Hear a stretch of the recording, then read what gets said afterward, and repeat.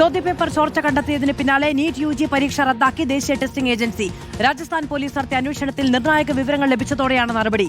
പദ്ധതിയുടെ മുഖ്യ സൂത്രധാരൻ മനീഷ് യാദവിനെ പോലീസ് കസ്റ്റഡിയിലെടുത്തു. പരീക്ഷ റദ്ദാക്കിയതിന് പിന്നാലെ വ്യാപക പ്രതിഷേധവുമായി പ്രതിപക്ഷ വിദ്യാർത്ഥി സംഘടനകൾ രംഗത്തെത്തി.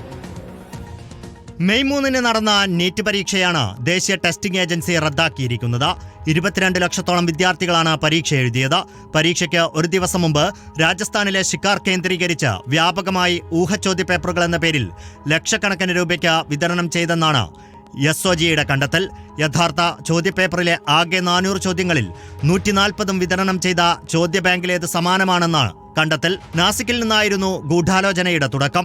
തെലങ്കാന, ആന്ധ്രാപ്രദേശ്, ഹരിയാന തുടങ്ങിയ സംസ്ഥാനങ്ങൾ കേന്ദ്രീകരിച്ചും വിൽപ്പന നടത്താൻ പദ്ധതിയിട്ടിരുന്നു.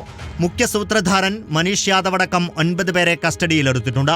45 പേർ നിരീക്ഷണത്തിലുള്ളതായാണ് കേന്ദ്ര ആഭ്യന്തര മന്ത്രാലയ വൃത്തങ്ങൾ വ്യക്തമാക്കുന്നത്. ഡിജിറ്റൽ രേഖകളടക്കം പരിശോധിച്ചതിന് ശേഷമാണ് പരീക്ഷ റദ്ദാക്കാനുള്ള NTA തീരുമാനം. പുതുക്കിയ പരീക്ഷാ തീയതി പിന്നീട് അറിയിക്കും. പഴയ രജിസ്ട്രേഷൻ തന്നെ ഓരോ വിദ്യാർത്ഥിക്കും മതിയാകും.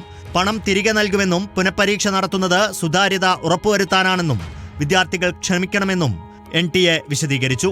നാളത്തെ പരീക്ഷാ ബോർഡ് യോഗത്തിന് ശേഷമായിരിക്കും പുതിയ തീയതി പുറത്തുവരിക. വിഷയത്തിൽ ഇതുവരെ കേന്ദ്ര വിദ്യാഭ്യാസ മന്ത്രി പ്രതികരിച്ചിട്ടില്ല.